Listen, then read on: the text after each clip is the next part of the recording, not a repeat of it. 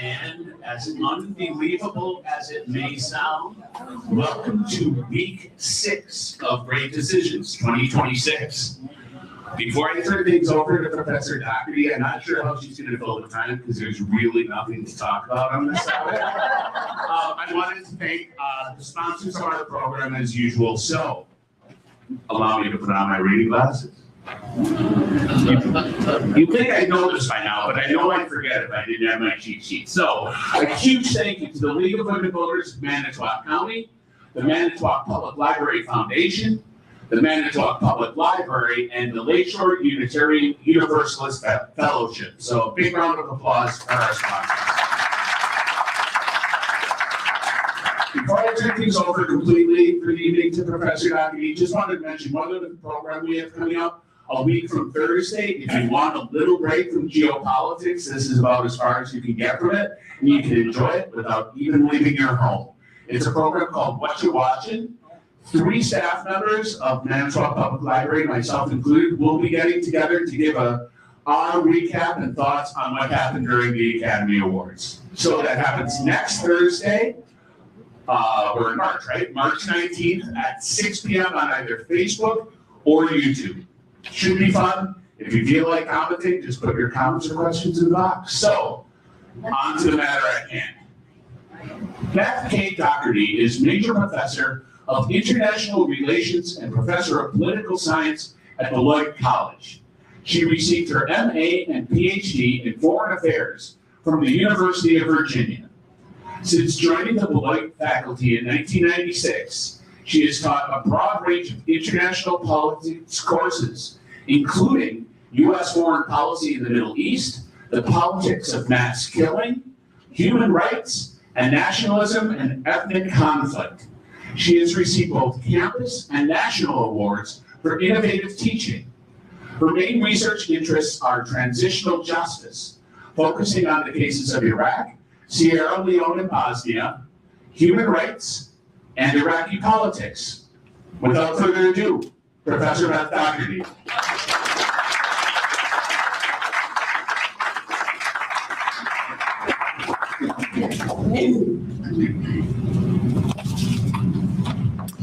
Thank you, Tim. Is that sound okay? We're good? Yeah, all right. Excellent. Okay, well, as Tim said, nothing has happened lately. I had a different talk, which I threw out. I had been planning to start with, as a jumping off point, the John Eikenberry piece, which is in the Great Decisions booklet. I would note that John Eikenberry is one of the leading international relations theorists around global cooperation. So he was a perfect choice to write something about the liberal international order. And just to sort of remind you of what Eikenberry's position was, he was saying that the Trump administration has basically taken a wrecking ball to the global order, oftentimes called the liberal international order. Liberal international order was set up in the aftermath of World War II. There were plans by the Allies for how they would do this throughout the fighting of the war. And the liberal international order is based on a set of institutions, norms, and rules. Collective security is at the heart of the security architecture here.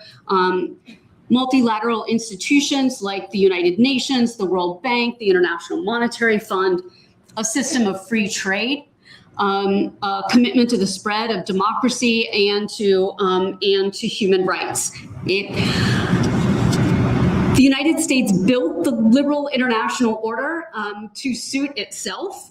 It has allowed the United States' interests to be looked after since the end of World War II.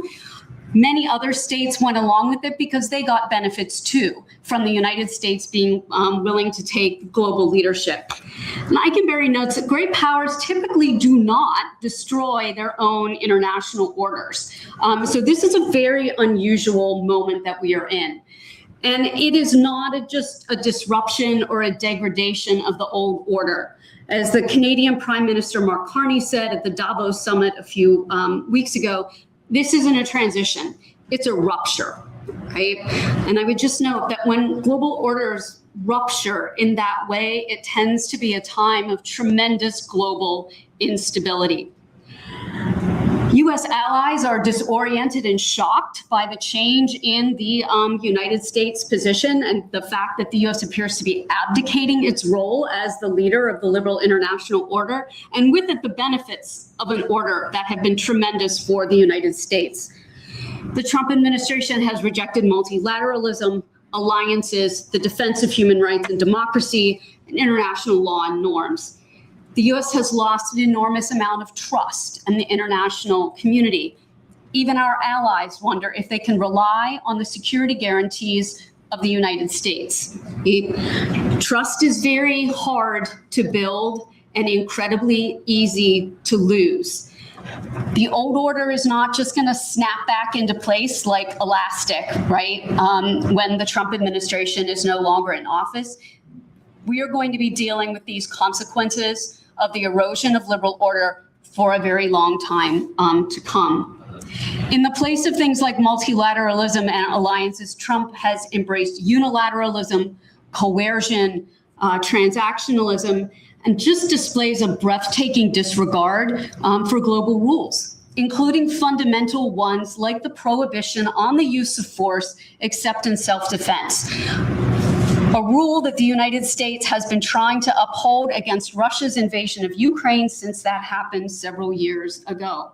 The administration also does not pay any attention to the laws and rules of warfare. Witness the boat strikes that are happening on both sides, actually, of Latin America. Which brings me directly to tonight's topic, which is the war with Iran.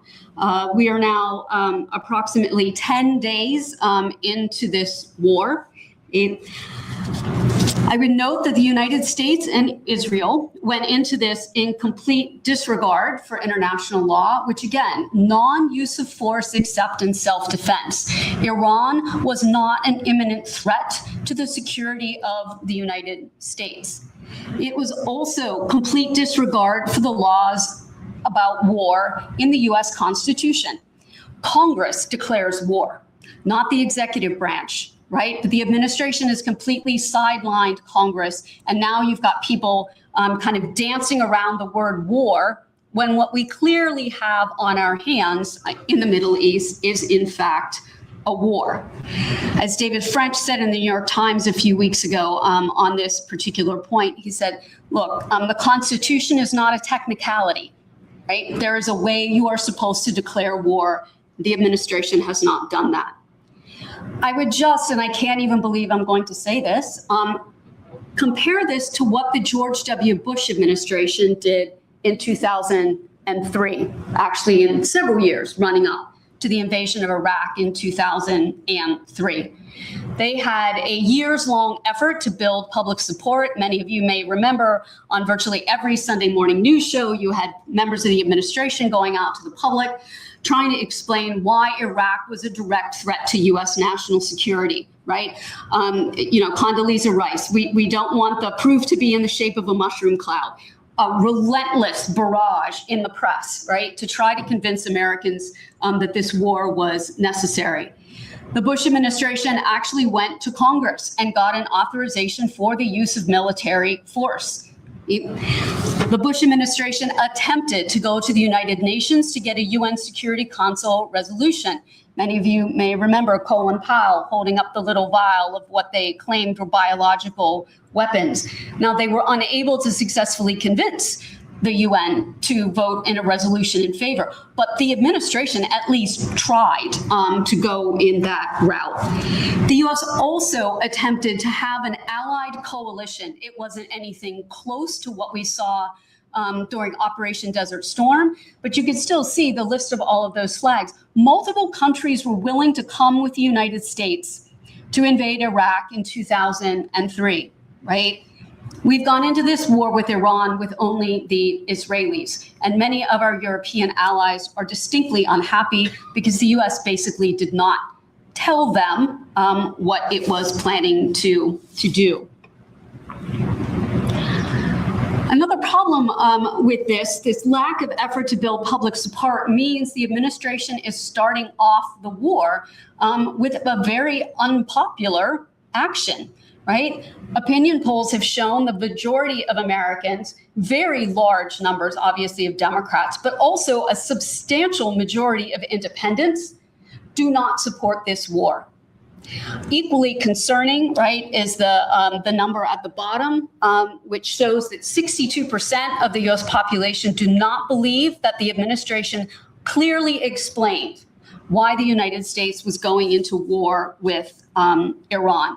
And I would note, historically, support for war doesn't go up as war goes on. Usually you're going to be at your best point at the beginning, before bad things start to happen, before casualties start to come in, right? Before the cost starts to be obvious. So it's not, it's very concerning that we have started a military action like that with a substantial portion of the American people not behind this action. What are the objectives of this war? Again, I just go back. So the earlier slide, you saw George W. Bush at the Resolute desk in the White House announcing that the United States was attacking Iraq in 2003.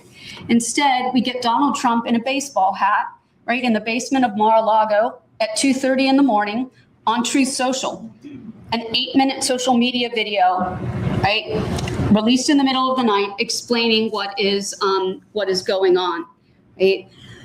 There are a variety of different pieces to this statement in terms of, what are the objectives? Why is the United States attacking Iran?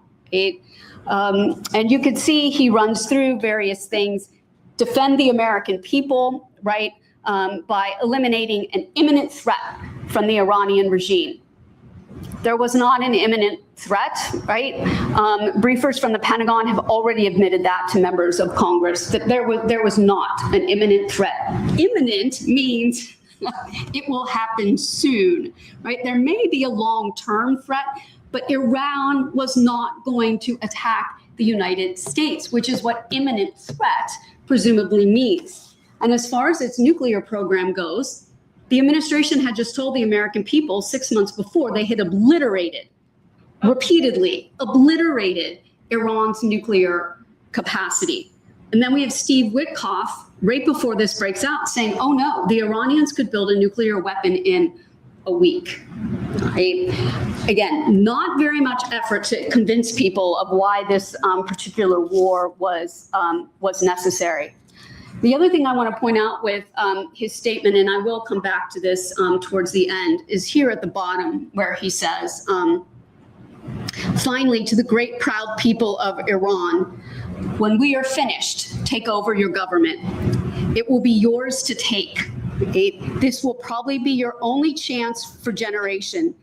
This is the moment for action. Do not let it pass. The United States has a very poor history of asking people to rise up and rebel and then hanging them out to dry. The Hungarian revolutionaries in 1956 waited for the United States to come, and it did not. The Warsaw Pact crushed them. Right? Iraqi Shias and Iraqi Kurds rose up in 1990 because President H.W. Bush had told them that the way to avoid war was to overthrow their dictator. They went out into the streets. The United States chose not to get involved. Right? So here again, we are asking the Iranian people to come out into the streets. And I will just remind everyone, only a few weeks before this happened, the Iranian regime murdered thousands and thousands of Iranian protesters.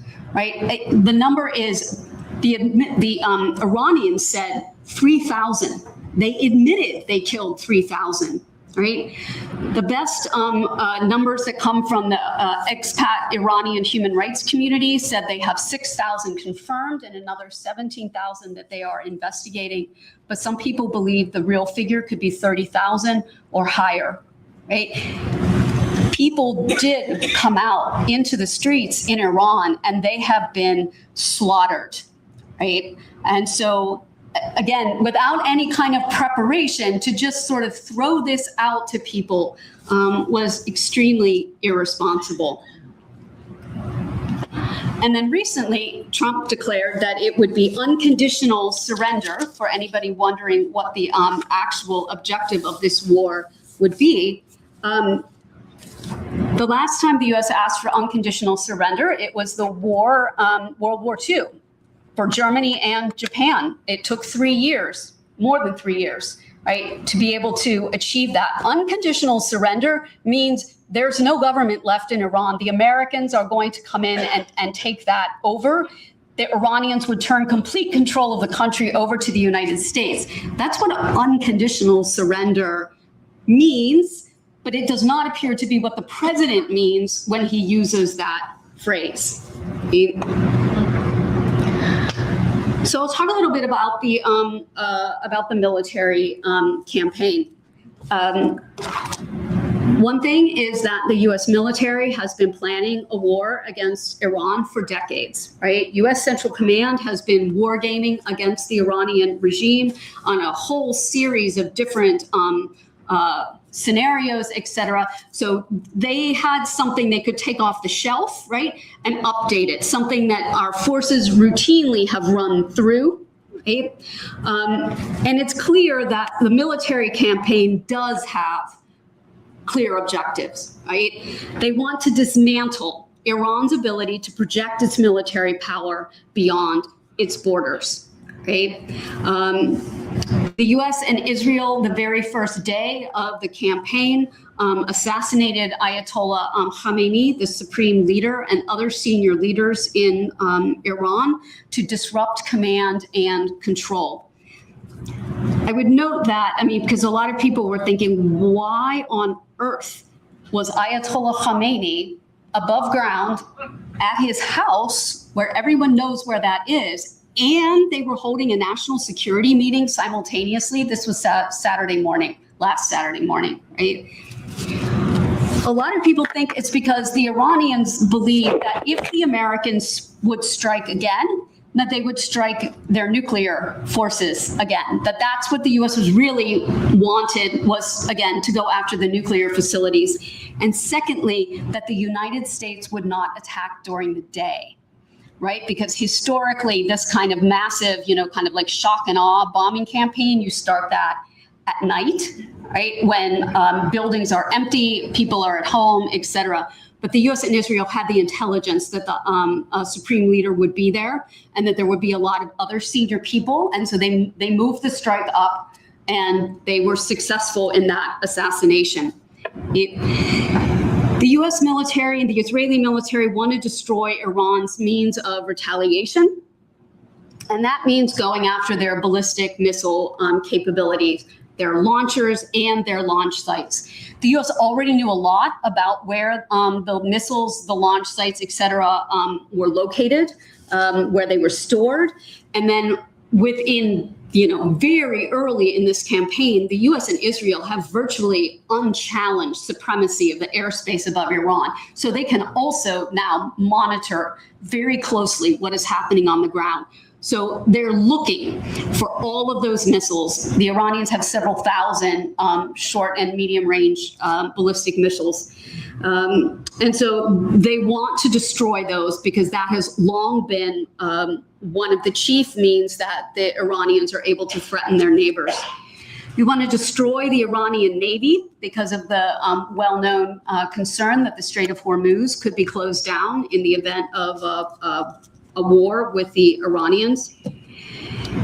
Hit assets for the Iranian Revolutionary Guard Corps and the internal security institutions. Okay?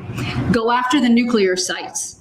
I will note one of the really big open questions right now is what are we going to do about Iran's highly enriched uranium, which is believed to be buried deep underground at multiple sites? But do you leave that in their possession in the aftermath of this?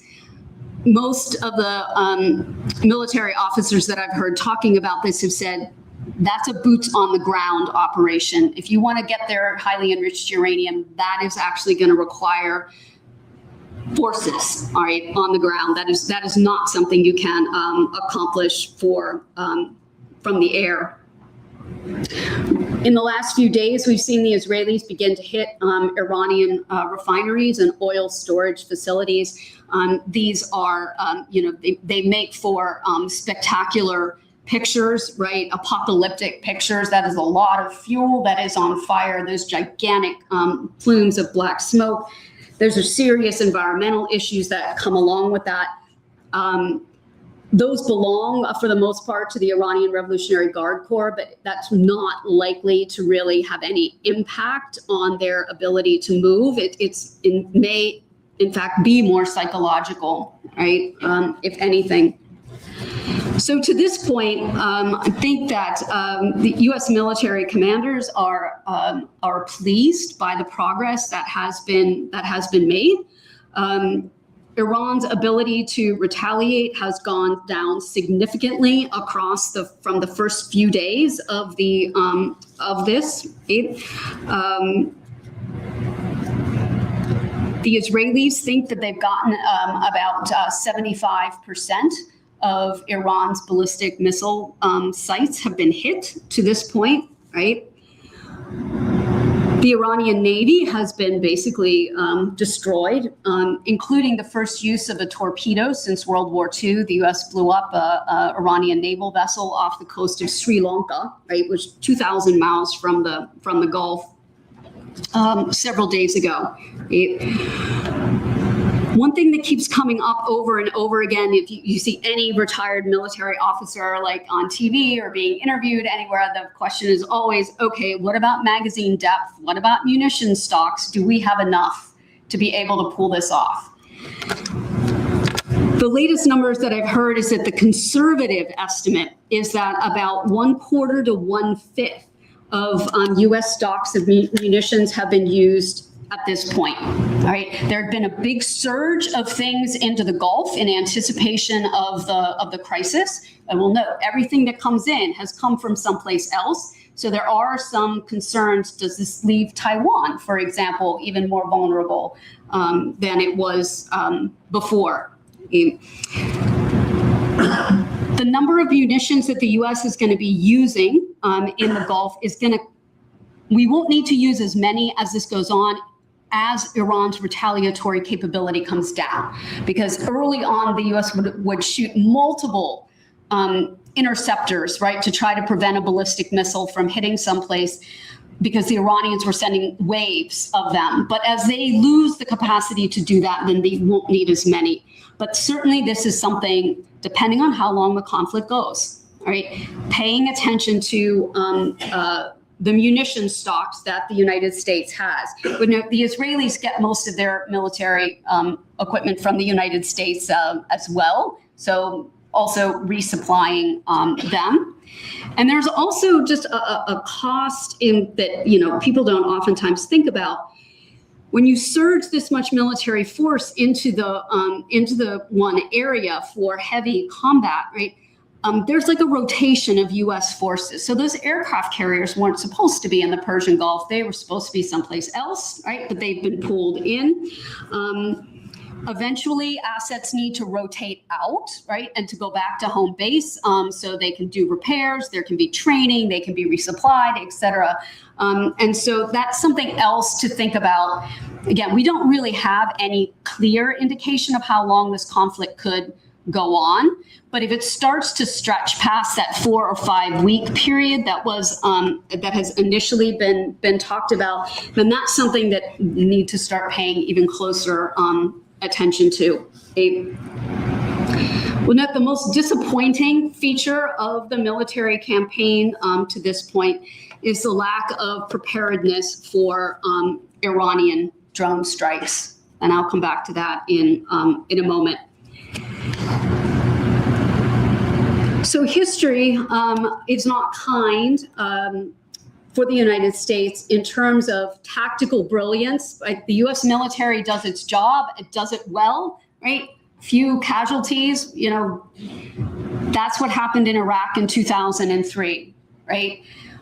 But that military success ended up being called a catastrophic success, because there was no political planning that came with it. All right, and it's the most basic fundamental thing about the military is the use of military force has to be connected to political objectives, right? The U.S. military itself cannot achieve political objectives. That has to come from civilian leadership. So strategic incoherence can betray tactical brilliance, right? So, I mean, from a purely military perspective, this is going well for the United States. The much bigger question is, well, what is the strategy that the U.S. is pursuing? Right. So Iran's response to all of this. Okay, the Iranians knew very, very quickly that this actually was an existential war for them.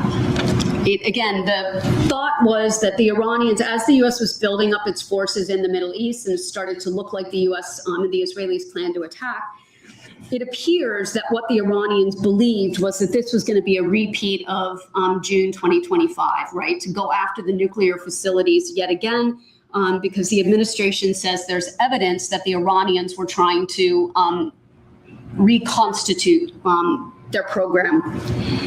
The assassination of Ayatollah Khamenei, the senior leader, though, was a sign that this was a regime change war, right? And as a result of that, the Iranians have lashed out at the Gulf states, not just at military targets, but they have gone after civilian targets and energy facilities. I will note, over decades of war gaming in the Pentagon, this is expected. That was kind of like all along. There was a belief that if the regime believed its survival was at stake, that this was going to be what they would do. They would then strike out at civilian targets in the Gulf, right? Iran wants to drag this war out as long as it can. The longer it stays in the field, the more it can feel as if it is surviving, right? It wants to impose costs where it can because it's pretty limited in what it can do. The U.S. and Israel together, it's a very formidable force, right, that it's up against. It's hoping that by attacking the Gulf states and other parts of the region, that those states will then put pressure on the United States to stop. And then the other piece is knowing that the U.S. in general does not have a lot of strategic patience, and this administration in particular doesn't have a lot of patience, that if they could outlast us, right? Especially since, again, from the beginning, the idea was that this might last 4 or 5 weeks, but certainly not beyond that, right? That was what was coming from the administration side. Iran's ability thus far to respond has actually decreased, but it only has to get things through a few times, right, in order for it to be able to do a great deal of damage. Thus far, the interceptor defenses, and this has been, again, over about a 20-year period, the integration of air defense forces in the Persian Gulf with the U.S. military, it's been very successful. They estimate that about 90% of the missiles and drones that have been shot into the Persian Gulf and elsewhere have actually been intercepted. United Arab Emirates has been the most targeted of all the Gulf states. This number was current as of the end of Sunday. The UAE was reporting that there had been 1,422 drones fired at it, of which they had intercepted 1,342 drones. 246 missiles had been launched. They had intercepted 229 of those, right? So I said earlier, this is the disappointing part of this. Everyone knows that the Iranians had this drone technology because they are giving it to the Russians who are using it in Ukraine, right? The Iranians have used it before. knowing that the likelihood that the Iranians were going to attack soft targets in the Gulf, right? If it thought that regime survival was at stake, it seems obvious that it would use the drones. Plus, it has many, many, many more drones than it has ballistic missiles, and drones are cheap compared to anything else, right? I mean, the cost of the U.S. missiles that are being used to take down what the Iranians are sending in is extremely high. About $900 million a day is being spent on the war in the Persian Gulf, right? So we know the Iranians have drones. We know the Iranians are likely to use drones. We know, right, that the Gulf soft targets are going to be hit. And yet, the Iranians have been successful. They have hit multiple places. And so over the weekend, Volodymyr Zelensky, the president of Ukraine, was in the Persian Gulf visiting with Gulf leaders, because now everyone is reaching out to Ukraine. The Ukrainians understand what to do with these drones. They have their own technology. So now the Ukrainians are saying, well, we have the potential to be able to produce large numbers of these anti-drone interceptors. The problem is it takes months to train people to use them. But again, we were well over a week into the war before anyone seemed to be thinking about the possibility that maybe it would have been a good idea to already have these in place. And again, the drones don't need to necessarily destroy anything to be highly disruptive and consequential. So this was March 2nd, where they hit a Saudi oil refinery at Ras Tanura, right, which the Saudis then had to take offline, right? You can see in the areas that are in the boxes and with the arrows are where there were fires on this facility.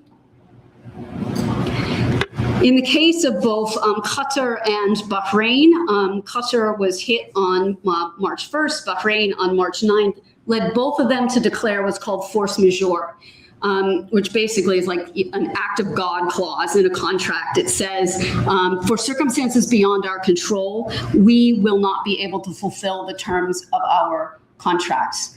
After this strike in Qatar, they closed down their liquid natural gas production, right? They are one of the major suppliers to the world market. And again, the pictures can look apocalyptic, even if people aren't necessarily killed or injured. Although I will note, apparently there was a strike in Bahrain this morning that killed 2 people and wounded about 30. The Iranians had hit a desalinization plant in Bahrain. So, I mean, they're going after hotels, airports, desalinization plants, refineries, etc., right? Trying to put as much pressure as they can on the Gulf states.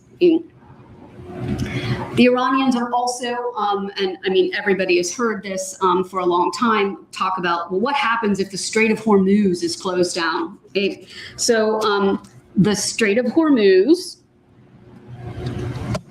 it's about 100 miles long. It is 21 miles wide at its narrowest point, right?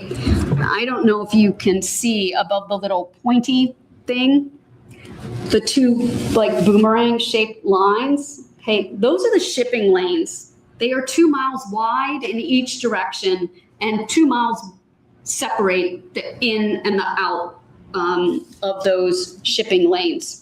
Right? So there is very little room to navigate in the Strait of Hormuz. And of course, the Iranians are along the entire northeastern portion of the Persian Gulf. Why is it important? Well, because 30% of crude oil, the global market, is coming through the Strait of Hormuz. 20% of liquid natural gas is coming through the Strait of Hormuz. This is especially important for Asia, right? So the Iranians have attacked a handful of ships and have also just said, don't go in the Strait of Hormuz. And that has been enough to close down tanker traffic, right? So the more colorful of those maps, the darker the color, the more ships that there are on that. So you can see that there is an enormous amount of tanker traffic in and out of the Persian Gulf through the Strait of Hormuz every day, right? On March 6th, 3 tankers exited, right? 1 week before, about 50 tankers had left the Persian Gulf. And then, of course, they're coming in. So I think they generally think that between 90 and 100 tankers a day are transiting through the Strait of Hormuz. The top, like I said, the countries that are most vulnerable to supply disruption from the Strait of Hormuz are Asian states. China and India are the top for both liquid natural gas and for crude oil products. So this is really, this isn't a supply problem for the market. There's plenty of oil and natural gas. The problem is the transit, right? So for example, Qatar has this massive gas field. In the smaller map, it's the little tiny, it's almost as big as Qatar itself. The little red thing is the gas field, right? And so Qatar does have a pipeline, all right, it can bypass the Persian Gulf. It comes out on the far side. It's the round dot on this side at Fujairah in the United Arab Emirates. The problem is that Fujairah has been attacked by the Iranians already. And so ships don't want to dock there because they feel like they're sitting ducks, right? And also, in terms of its pipeline capacity, it's too limited. It can't replace what Qatar is unable to get out, right? So Qatar has been putting what it's been producing into to storage, but there's a limited capacity for that. And so basically, Qatar is what's called shut in, right? It can't get its liquid natural gas and its oil, it can't get it out of the Gulf unless it goes through the Strait of Hormuz. Kuwait and Iraq are in a similar situation. They're also shut in. They don't have alternate pipelines. Iraqi production has already dropped by 2 million barrels a day, and it doesn't have a lot of storage capacity. And so as a result of this, it is beginning to shut down production, right? And it's not like a light switch. You can just turn production on and off. It takes a while to take it offline, and then it takes a while to get it back up again. Some fields can come back online faster than others, but still, this is not something that is going to get solved the minute they can start exporting out of the Strait of Hormuz again. For the Iraqis, they are going to be facing a serious fiscal crisis if this continues on for very long. Saudi Arabia has an east-west pipeline. It's the line that just runs through the center of the map. It can transit about 5 million barrels a day, and it potentially could make that 7 million barrels a day. But then the problem is the transfer. Actually gets through the pipeline, it's got to go somewhere, either onto a tanker or into storage, right? And storage facilities are filling up fast. And the port at Yanbu, where that pipeline exits, it can only load about 3 million barrels a day. And recently, it's been down to 1.9 million barrels a day, right? So a lot of energy is currently shut into the Persian Gulf, right? Just 10 days into this. And I can tell you, I've been doing these daily webinars with energy experts online. And at the very beginning of this, they were like, well, prices aren't really moving. Everybody's waiting to see. They're not sure if we need to be concerned. By Friday, everyone's like, this is not good, right? This could be very bad. And this morning, what they were saying was, this is the earliest stage of what could be the worst energy crisis since the 1970s, right? Because as as the markets begin to realize that stuff is shut in, that things are not getting through, right? The price has skyrocketed, right? And so you can see that the yellow line goes almost straight up. It closed on Friday at almost $93 a barrel. It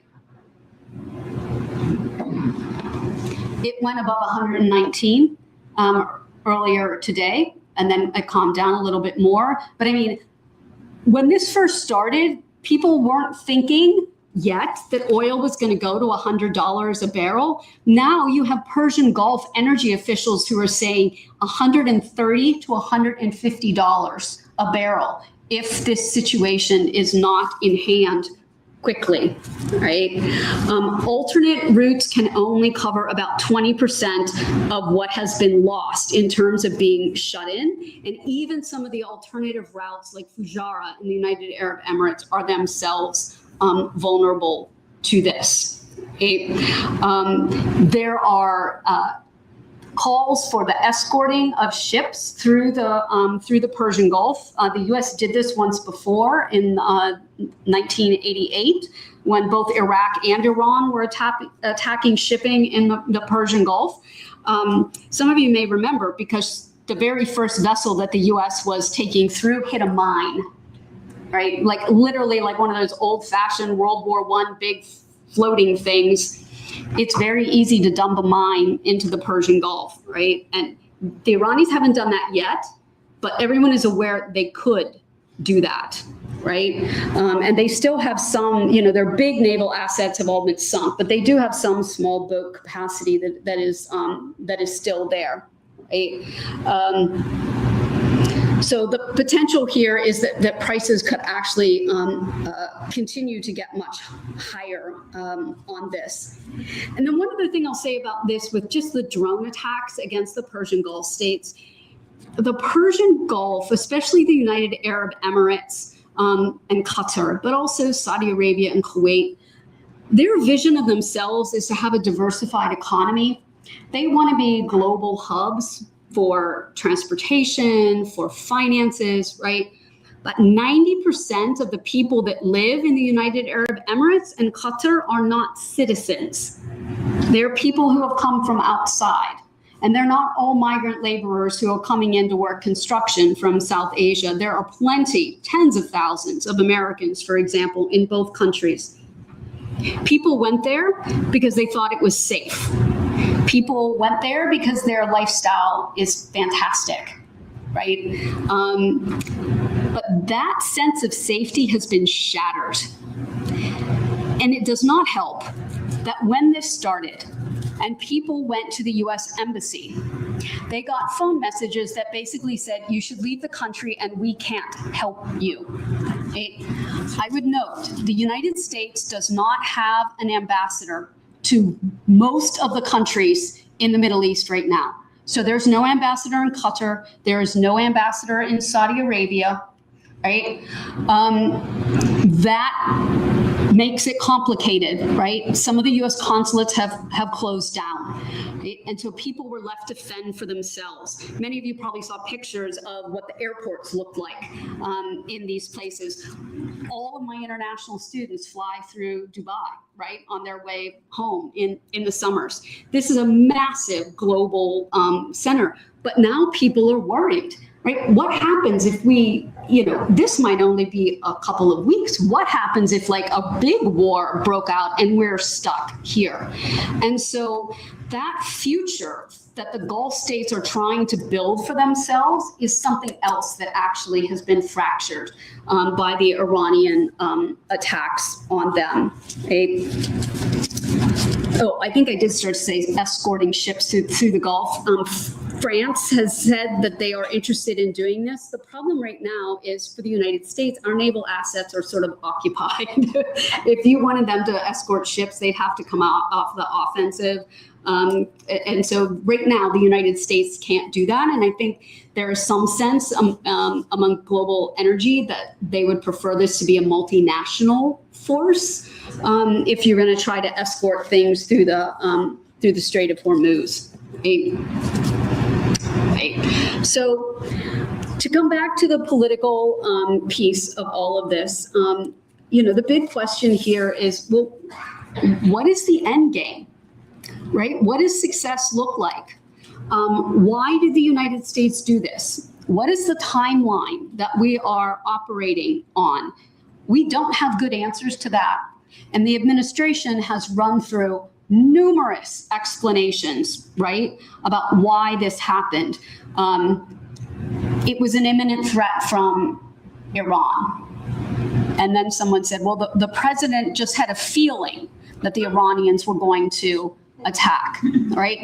You have Marco Rubio go on TV and say, well, we knew the Iranians were going to attack us because the Israelis were going to attack them. And then the president said, no, I forced Israel's hand. And then Marco Rubio had to deny that he had said that, right? Careless talk about regime change, right? And this to me is really, it suggests that people in the administration don't know very much about Iran, right? I will note that the State Department has been devastated by the personnel cuts that the Trump administration undertook in the first year that it was in here. We have reports that the Congress got an intelligence briefing where the intelligence community said regime change is unlikely. Right? You can decapitate the regime, you can kill Ayatollah Khamenei, but that's not going to change the regime that is on the ground. Right? This is a deeply entrenched regime. The Iranian Revolutionary Guard Corps, for example, has upwards of 190,000 people under its command. 150,000 of them are IRGC troops. They have their own Navy. They have their own Air Force, they have their own cyber command, and they control the Basji paramilitary, which can mobilize hundreds of thousands of additional fighters. Now, there is actually a regular Iranian army, Iranian Navy, Iranian Air Force. IRGC is regime security, right? That is their purpose, is to protect the regime. They are responsible for the deaths, right, of the protesters. They are the ones that ensure that the regime stays in power. If anything, the IRGC has grown more powerful since Ayatollah Khamenei actually took over as supreme leader in 1989. It dominates the political institutions in Iran. It dominates the judiciary and the media and the surveillance state. And it is deeply entrenched in virtually every important economic sector in Iran. Construction, shipping, banking, manufacturing, consumer exports. The IRGC owns all of that. They are not going to give up easily. I mean, literally, they just killed perhaps 30,000 protesters in order to keep themselves in power, right? We can't assassinate every commander in the IRGC. You just can't.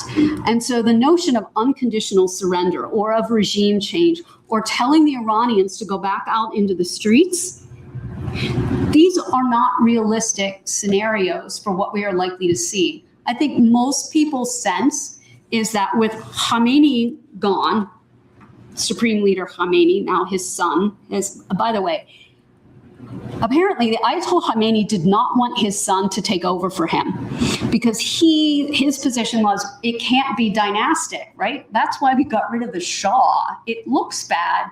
I don't want him to take over. He is the candidate of the Iranian Revolutionary Guard Corps. They are the ones that put him in power. Right, which again suggests how much power they actually have in Iran's political system. So there are real questions then around, well, what does this look like? Right? What does victory look like? Is it just that you have the Ayatollah Khamenei is gone and has been replaced by a younger version of himself. I mean, one of the things that a lot of people thought could happen was that if the regime was decapitated, that actually a more radical regime could come into power if the Revolutionary Guard Corps was able to take control. So that is something that we will have to see moving forward, right? But for right now, there isn't any sign that this regime is going to collapse, right? Regime change does not appear to be in the cards. The other thing I will say about that is no one is good at predicting revolutions. You know, they say it's like the bathtub. It happens slowly and then it happens all at once. Is it possible? Absolutely. Is it likely? No. Right? It is highly unlikely that the Iranian people are going to be able to do this. And then are we left with another theocratic, repressive regime that after all of this bombing takes place? So there are a number of questions that I think that we need to be considering as we move forward. Might the goals of the Americans and the Israelis diverge over time? Like, might the U.S. decide they want out earlier than the Israelis want to come out? What if the Iranians decide that they want to keep fighting after the U.S. declares this is over? They could continue like a low-intensity conflict. They're very good at that. They won't have ballistic missiles to do that with, but they will still have some drone capacity, right? One of the shoes that hasn't dropped yet are the Houthis. If the Houthis decide to start shooting at something that's going through the Red Sea, then we are in real trouble. Those are the two most important chokeholds for global energy and global shipping in the whole world. Right? How long can the administration sustain an unpopular war, especially if an energy crisis develops? And it could develop quickly, right? Prices are already on their way up. And then what if the Iranian people begin to perceive this not as a war aimed at the Islamic Republic and a government they detest, but what if they start to see this as a war on Iran? Right? The U.S. has already made one major mistake in this war, right? It seems clear from the evidence that it was a United States missile that accidentally struck that girls' school in Tehran. The Israelis have started hitting oil refineries outside of Tehran. Right? If they go after Iran's oil infrastructure, it is possible that Iranians themselves will start to think, hey, this wasn't just about the regime. They want the collapse of Iran. It did not help that the administration said, let's arm the Kurds again. What a terrible idea, right? And then 2 days later, walked it back. No, we decided we're not going to arm the Kurds. But that's a signal to people in Iran. Well, maybe that's what they do want. Maybe they want the breakup. Maybe they want chaos in Iran. Maybe this isn't about like us coming out into the streets and overthrowing this regime. Maybe something else is going on here. That could certainly complicate matters for the United States going forward. And then again, paying attention to the amount of munitions that the US and the Israelis have available to them. So there are still a lot of open questions about what is happening in this war with Iran. It would be easier if we had a clear measuring stick for what victory was going to look like. It would be easier if we had a better sense of how long this was likely to go on. But we don't have either of those things right now.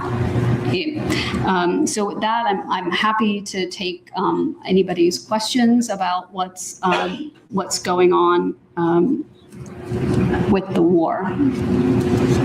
All right, so Stacy will be up here momentarily to help me out. So I'm on my own for right now, but if anyone has a question, just raise your hand and I will get around to you, and eventually Stacy will be joining me. So whoever wants to jump in first.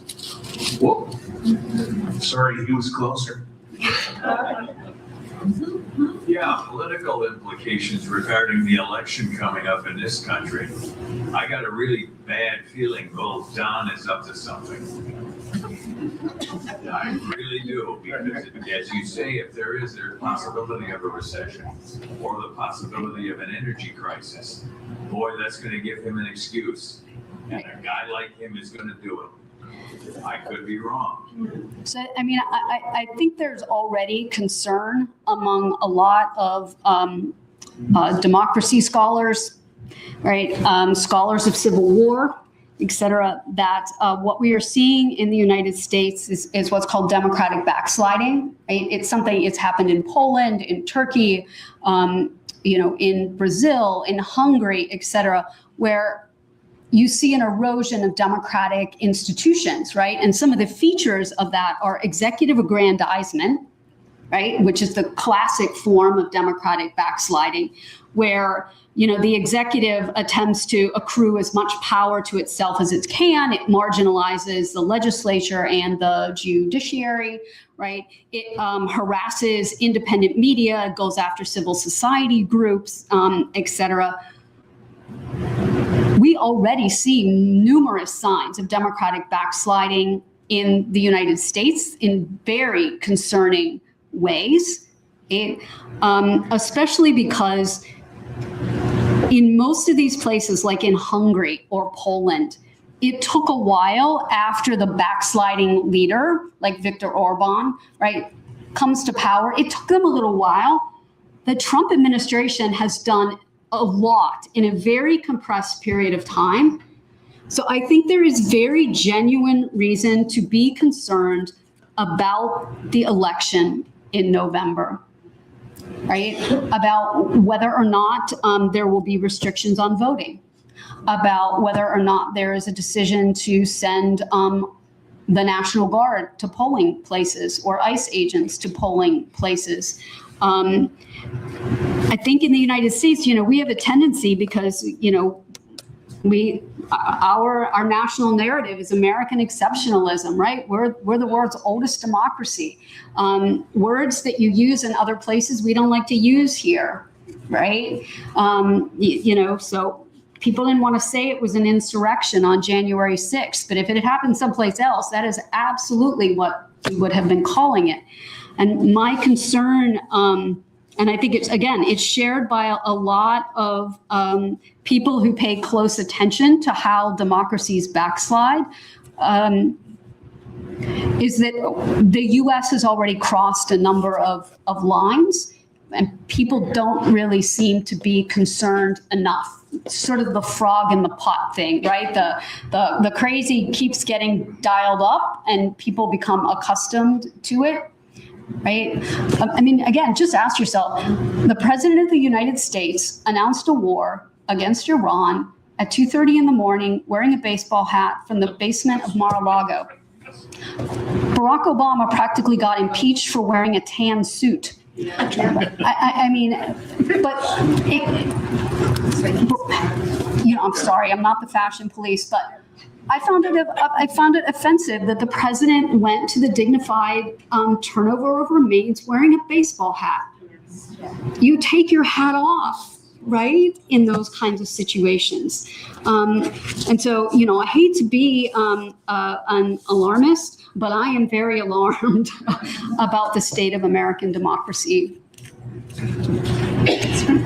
Over here. You had talked about some political reasoning behind all of this.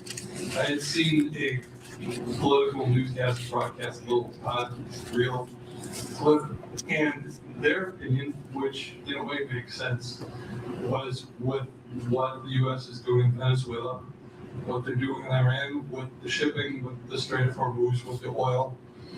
It's a way of shutting down and attacking China without literally confronting them in their growing world domination. And I'd like to get your opinion. So China is heavily reliant. I mean, I won't just say heavily reliant. I should say China is the biggest importer of oil and gas that is coming through the Strait of Hormuz.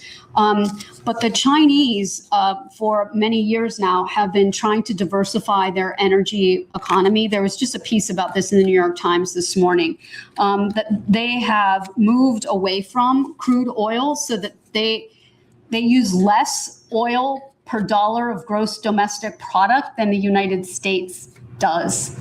And what has gotten out of the Persian Gulf to this point has been Iranian tankers headed to China. The Chinese have been buying discounted oil from the Iranians, and while prices were low, they apparently have been stockpiling. So it isn't clear at all that the economic damage will be worse in China than it will be in the United States. If anything, China is sitting there quietly and looking at this and thinking about Taiwan. I mean, first the Russians invade Ukraine, right? And they just say, yeah, we can do that. They threatened us. The United States has now done that with both Venezuela and Iran. Why can't the Chinese say, Taiwan is attacking us, you did it? The U.S. will have a very hard time rallying the developing world, like anybody outside of Europe, to the U.S. side if, in fact, China did that. It was hard enough to get people when Russia invaded Ukraine, because for many countries in Africa, in the Middle East, and in Asia, they saw the U.S. as being hypocritical. In terms of, the U.S. invaded Iraq in 2003, and now it was complaining about the Russians. And so, the U.S., if it was going to pivot to Asia so it could pay attention to China, was not the way to do it, because now our attention is not focused on the Pacific and on China. It's wholly focused by what is happening with Iran. I have a comment from someone online. And Janet says that she is a person that actually wrote for asylum seekers from Iran that were Iranian Christians. And her comment really is, she is alarmed. So actually, that would have been something that if the war hadn't happened, that I would have probably talked about with this, which is the United States has lowered the number of refugees that it is taking to a fraction of what it used to.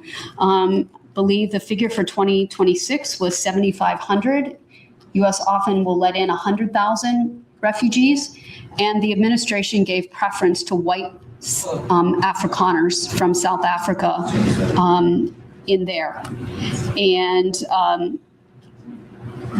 that is highly concerning, right? And a lot of people who have sought refuge in the United States, who are coming from places like Iran, are worried about what their position is in the United States. Now, right now, we haven't seen a great deal of displacement in Iran. If the war continues on, or if there was some sort of, a really major sustained attack that killed civilians in Tehran and people might start moving. There isn't any sign right now that this is going to spill outside of Iran's borders in that way, like refugee flows. Where it is happening is in Lebanon, right? Where 500,000 people already are displaced by the fighting between Hezbollah and Israel. They've been pushed out of the south. They've been pushed towards Beirut. It's highly unusual. The Israelis have struck in Lebanon, not just in the south and not just in Beirut, but all the way to the northern part of the country. That is where I think the potential for a displacement crisis is the greatest, is what's happening in Lebanon.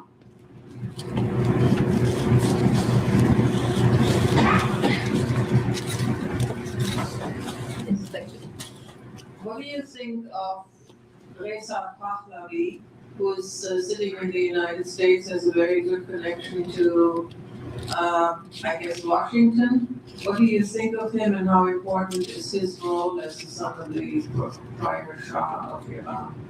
So, I mean, he's been out of Iran since he was a child. It isn't clear that he has any kind of support system on the ground. I mean, this is just speculation, but because there have been protests in Iran, like for the Women Life Freedom protests in 2022, and the protests around water, you will hear people chanting for the return of the Shah. I don't necessarily, again, this is my speculation, I don't think they're saying that because they want the Shah to come back. I think that is a sign of how much they dislike the Islamic Republic. When the United States invaded Iraq in 2003, it thought that it could take exiles like Ahmed Shalabi, who, like Reza Pahlavi, had been out of Iraq since he was a young person, and introduce them to the country and put them in control. And obviously that did not work in Iraq. I doubt that is going to work in Iran either. And the administration does appear to be keeping him kind of at arm's length. I mean, they haven't yet sort of embraced him as this is who we would put in power. I find it hard to believe that Iranians would want a representative of the Shah's regime to come back.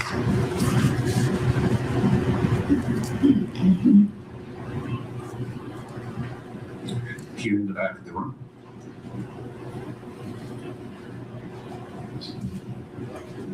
I was a Peace Corps volunteer in the Kingdom of Morocco 45 years ago.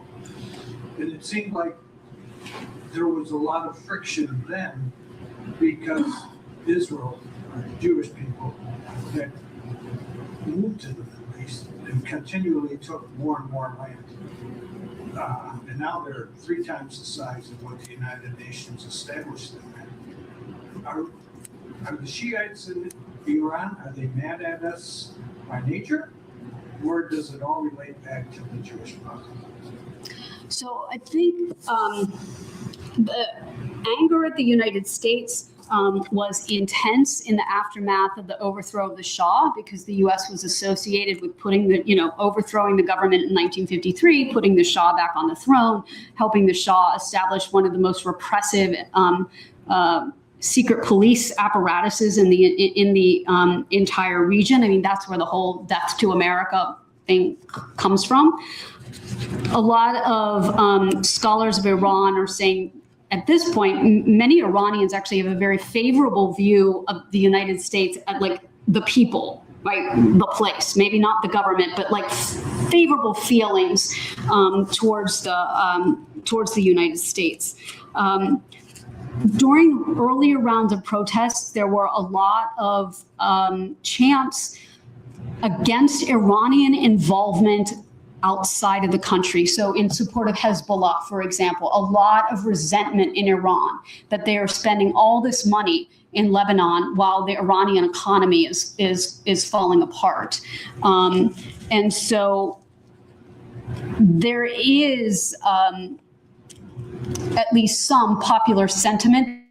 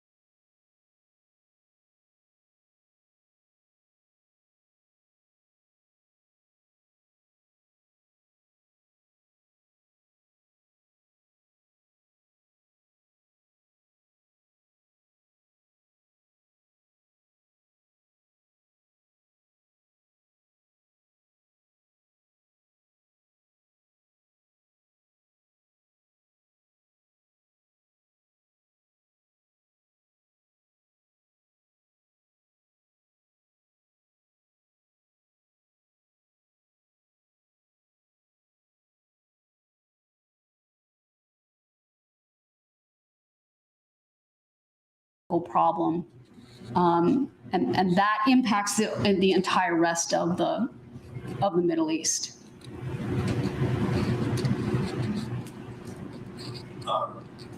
I'd like you to comment on something. I don't believe that the election of 2024 was legal. And I don't believe that midterm elections will go in any fair manner. I believe that either outside or inside, we've been broken. We are broken. We comment.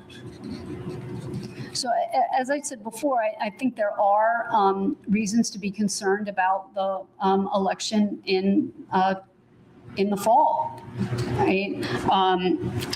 Around things like voter suppression efforts, right? The administration really wants this bill that is sitting in the Senate right now that would require voter ID, that would get rid of mail-in ballots, right?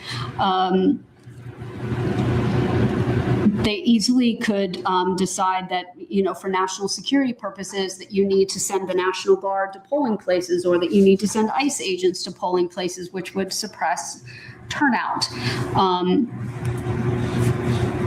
And the possibility that if the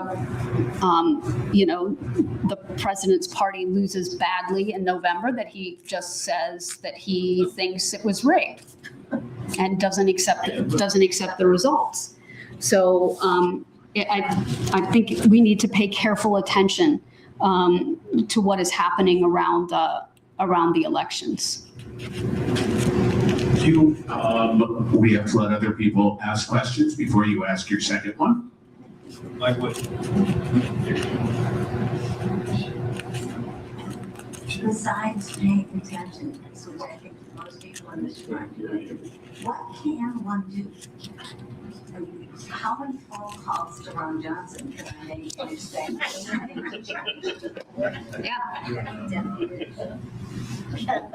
Yeah, I mean, I wish I had an answer for you. My students want to know that all the time, and of course, because they can't talk on the phone, they don't want to hear call Ron Johnson's office or write Ron Johnson's office, although I think calling is what really gets their attention. I'm not really sure what else. Yeah, I'm sort of at a loss. And I mean, I think this is related to the Democratic backsliding piece. There are pathologies in the U.S. system that mean the way that we used to respond to things that we didn't like don't work anymore. And I, since the administration came back into office the second time, this has been one of my big concerns, that Americans aren't used to living in a system that doesn't respond to what they want it to do. Right? And we don't necessarily have the, not to get all academic on you, but a repertoire of contention, right, that other populations might have. Again, I wish I had a better answer for you than call Ron Johnson and vote in November. But really, I don't. Now, before we take a complete turn to domestic policy, let's not forget that we have an expert in the room on foreign policy. So does anyone have a question about foreign policy? Hands up if you do. Anyone? Oh, 1 second.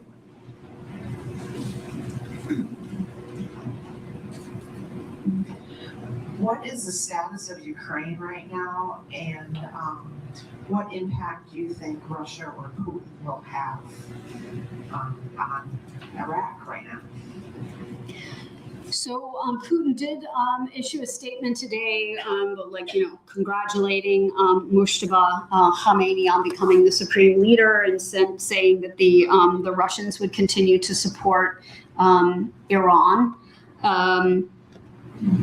The Ukraine is now getting linked into this because we need Ukraine's help as a place that has figured out how to deal with drones.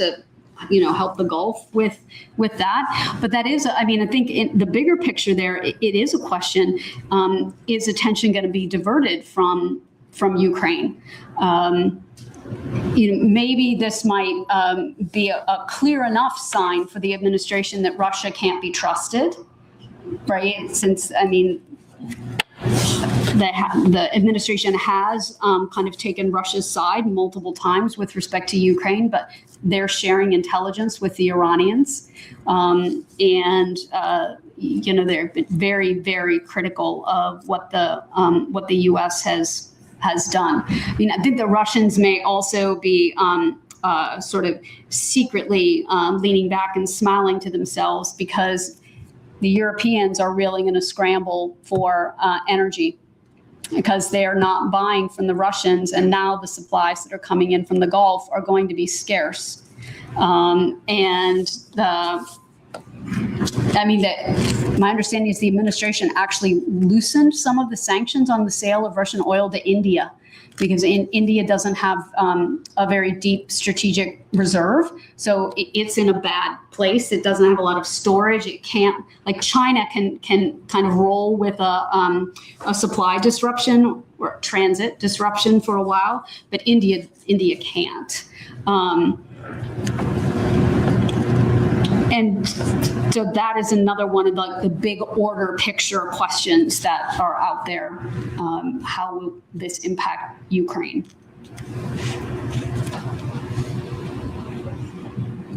Okay, I want you to sort of stretch this out a bit. I listened to most of Trump's news conference at 5 o'clock, and it was just, absolutely embarrassing how he speaks, what he says, what he doesn't answer, but most of all about what he lies about. And, so it's pretty easy for me to just say, the guy is like way out of his depth, he doesn't know what he's doing. He's very impulsive, et cetera, et cetera. But, it's been happening so often now. It's like the Greenland thing. It's like the alienation of the Europeans and the Canadians.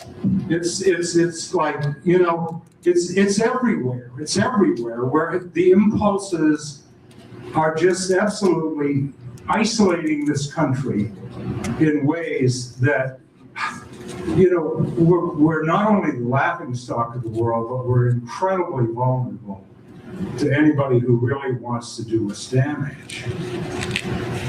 Is there a pattern in all that chaos and what appears to be bad judgment? I mean, is this administration, does it have a plan? Or are we really just dealing with a man who is just absolutely shouldn't be anywhere near Washington, D.C., and just impulsively is destroying the country? So, in Trump's first administration, he actually hired a lot of, your sort of typical Republican figures in the foreign policy and in the defense establishment, right? And didn't like it because they would tell him no, right? And they would try to figure out ways to prevent him from doing what he wanted. And so in this version of his administration, he didn't appoint anybody like that, right? So you've got Tulsi Gabbard and Pete Hegseth, right, at defense and at national intelligence. These are people that don't have a lot of administrative experience with a huge bureaucracy and the, what is it, like a 10-figure budget that the Pentagon has. And so, no, I don't think there was a lot of good planning for this. On the military side, absolutely. I mean, like I said, the military, they had a plan. They understand how to do this. They run exercises and they war game, et cetera, et cetera. But I'm not sure the president knows, right? The way in which to sort of throw around these kinds of ideas, like tell the people to go out into the streets, let's arm the Kurds. This will be like Venezuela. no, this is not like Venezuela. Iran is not Venezuela. Is highly concerning. And I think that we can see the strategic incoherence in the fact that the administration cannot make a coherent, simple, straightforward argument for itself about why it did this or what success looks like. You know, the Israelis for a long time had this in Gaza, they called it mowing the grass, right? That every so many years you had to go into Gaza and bomb because Hamas would be threatening, right? And so this was a pattern that went on, 2008 and Operation Cast Lead. There's multiple instances of this. Are we going to end up in a position where we have to, quote unquote, mow the grass in Iran? Because if they weren't planning to actually weaponize their highly enriched uranium, right? And there has been some question about whether or not that truly is what they want to do. They probably will now, right? So no, I do not have a lot of faith in the strategic coherence of this administration, and there aren't.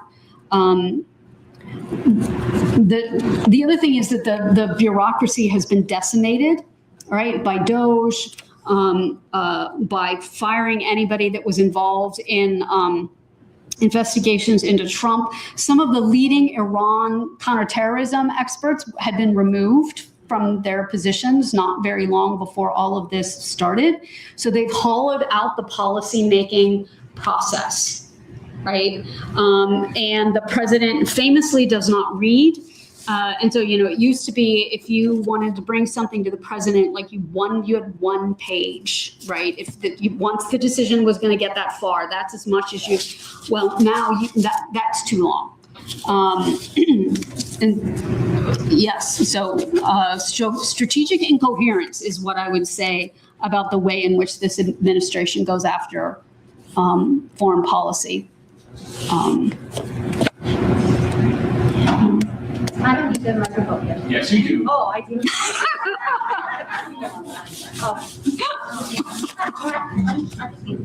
My ignorance, can you explain the 47-year war or revenge that we keep hearing about on the news that they keep kind of using as a justification? Because I don't have the historical knowledge on that. Okay, so like the 60-second summary of this. In 1953, the CIA successfully overthrew a democratically elected government in Iran under Mohammad Mossadegh and put the Shah, at that point a young man, back on the throne. And so from 1953 to 1979, when the Islamic Revolution happens, the Shah is incredibly repressive. Tensions build up within Iranian society. He is deeply, deeply hated by most of the population. And so starting in 1977, you begin to see these big demonstrations, and eventually he's forced out. Ayatollah Khomeini comes back from exile. The Islamic Republic is set up in 1979. And then the hostages are taken, right, about 9 months later. And that is a national trauma, right? I'm sure all of you remember, right? Yellow ribbons around trees. Every night they would come onto the news and say, this is the 378th day of captivity, et cetera. Jimmy Carter didn't campaign for the presidency. He basically locked himself in the White House. And so that enmity between the U.S. and Iran is that 1953 and then 1979, and then you have the hostages. All right. Like the next big inflection point, I would say, is the Reagan administration sold weapons to the Iranians in the 1980s, even though they were our enemy and we considered them to be terrorists, right? But they wanted the hostages that Iranian proxies were holding in Lebanon to be released. So there is a long list of things that the Iranians have done that have led to the deaths of Americans. They backed Hezbollah. They backed the Iraqi militias in Iraq that are responsible for the deaths of large numbers of U.S. service personnel during the war there. They are connected to the Houthis. There was an assassination plot by the Iranians against President Trump, right? So there is a lot of built up animosity between those two countries. That being said, there was not an imminent threat, right, a few months ago. The other thing, the president keeps talking about the USS Cole as being the Iranians, but it was Al Qaeda that carried that out.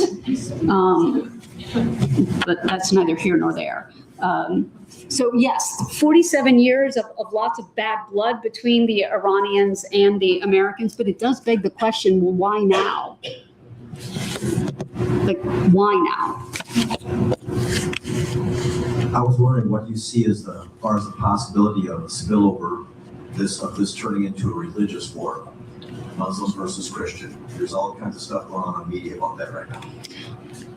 I don't think that that's really part of this narrative, right? Yes, it is a theocratic regime in Iran, but Iranians themselves don't necessarily embrace that identity as the regime projects it. Like I said, there have been protest slogans in Iran complaining about the axis of resistance, et cetera. So I don't think there's very much likelihood that that the religious angle is going to have any impact on how this goes.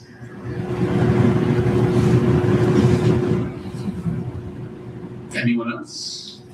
Oh, sorry. We're too settled. I was just wondering, I was reading the article that goes along with the great decisions today. And, the fact that we are destroying the trust between ourselves and our allies over all of these things. But I also was really concerned about the USAID and the World Health Organization and what's been happening to those. Do you have any insights? When it all happened, we heard a lot of different things about it, but now we don't hear anything, and I just have a feeling that terrible things are happening or about to happen around those. Actually, I've done a lot of work on the evisceration of USAID. I think one of the things that's quite striking is that USAID was really brought down by a campaign of lies against it. And what's really interesting is the way in which that agency was mischaracterized. They went after its work in democracy promotion when it's predominantly a humanitarian aid agency. I don't think that was an accident, right? That they saw USAID as dangerous. It helped spread, it supported things like election security. It helped spread anti-Russian independent media sources, et cetera. The hit to the global humanitarian budget has been enormous. The U.S. Accounted for about 40% of the world's humanitarian funding, and we just pulled the rug out from underneath that entire system. During 2025, the administration clawed back about $10 billion in foreign aid that Congress had already allotted. Spent very little money in 2025. That has had a huge impact on our implementing partners in the field, right? Offices had to close, programs had to shrink, staff get fired. The estimates that are coming out, so there have been some studies like that the Lancet has done and the Center for Global Development, and their estimates are that literally hundreds of thousands of people will die in the next several years. because of the loss of funding from USAID, right? And then the United States is not paying its dues to the United Nations. It has withdrawn from nearly 36 UN entities. It withdrew from the World Health Organization, where 18% of the WHO's budget came from the United States. The WHO, the administration said, for information about disease surveillance, we'll do that on a bilateral basis instead of like the global basis, right? Which is a much more efficient and effective way to do that. But it hasn't announced any of those bilateral partnerships. It said it would rely on NGOs and faith-based groups to help it with HIV, tuberculosis, polio campaigns. But those are already under enormous strain because of the USAID cuts. Lots of places have had to close. And then it isn't clear if the US plans to engage in information sharing that traditionally we would do for the development of the flu vaccine, right? There have been massive cuts in programming and in funding and in staffing at the UN because of the US's withdrawal of its support. Basically, UN High Commissioner for the Refugees has lost 5,000 positions. The World Health Organization has lost 2,300 positions. The World Food Program has lost 6,000 positions. What they have had to do, this has meant, just to use the WHO as an example, they reported that over 2,000 health clinics have been closed, right? And another 5,700 others had services disrupted. And these clinics served almost 54 million people. And, this is soft power.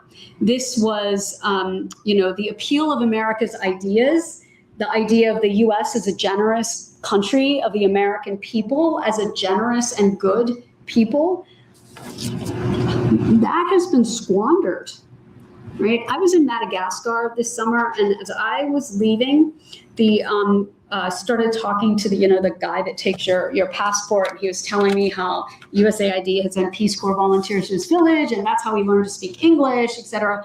And then he says, why is the Trump administration cutting all of the foreign aid? And I'm thinking to myself, what am I supposed to say to this young man? Right? And if random officials in Madagascar are asking Americans to explain this to them, you can assume that that's a fairly widespread feeling. USAID's aid came in bags that said from the American people. Everything that it went out says from the American people. Well, we're not doing that anymore. I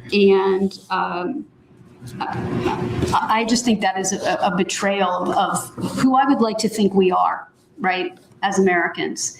That in fact we are a wealthy country. We are an incredibly powerful country. Foreign aid accounted for about 1% of the federal budget. We're spending $900 million a day on this war. So yes, unfortunately, it looks like the combination of USAID, World Health Organization, and not paying dues to the UN is having a massive negative impact on humanitarian sphere everywhere in the world.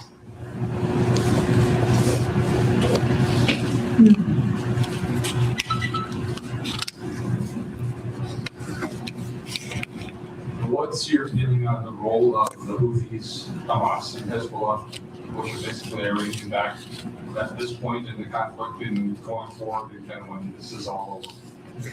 So with the Houthis, they haven't done anything yet, and that's something that a lot of people they're saying, that's a shoe that potentially could drop, but the Houthis may decide to do nothing too, right? They may just decide that discretion is the better part of valor at this point. They're not an Iranian proxy in the sense that Tehran told the Houthis what to do, they shared interests. So the Houthis may decide it is not in their interest to get involved in all of this. Hezbollah apparently became even closer to the Iranian Revolutionary Guard Corps after the assassination of Hassan Nasrallah, the leader, by the Israelis last year. But there's tremendous anger among a lot of Shia in Lebanon that Hezbollah has done this again, right? That they are, on behalf of the Iranians, have brought war back to Lebanon. But that being said, the Lebanese army and the Lebanese state is still not strong enough to disarm Hezbollah. So the war there is certainly could, even if the U.S. calls off the bombing in Iran, the war in Lebanon is likely something that is going to continue. I mean, you may end up with a ceasefire, but then that is a place where another spike in violence is almost inevitable, as long as Hezbollah continues to be armed. And on that happy note, Yes. we must bring things to an end for this evening. So a big thank you to Professor Dougherty.